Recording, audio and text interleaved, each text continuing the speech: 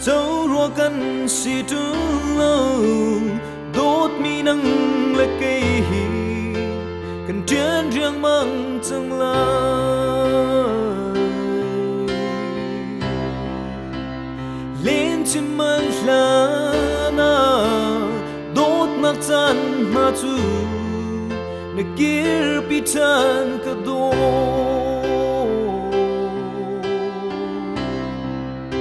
cần lên nạc ra lòng chuan cây lông in mô cả đô đi lên in cả vai tô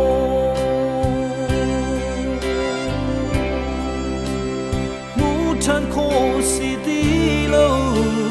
liếm chưa cần chan thả dài lại lối câu ni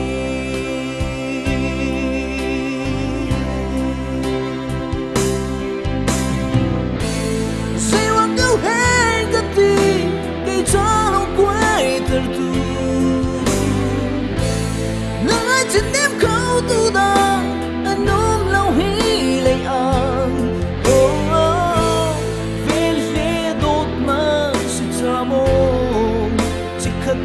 anh lâu đi nung nêm nắng mà đốt nắng chú cây cho biết khi luôn nắng ta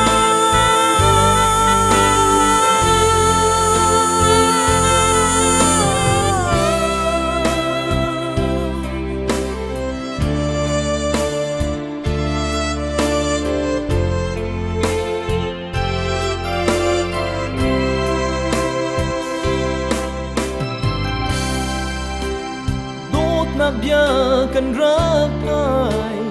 lúc linh tê in mô giờ cấm nạc cần rắc ngay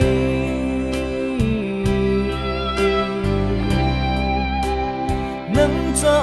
pun pegin wa chân nạc đi lạc chu đột mi nắng cha ti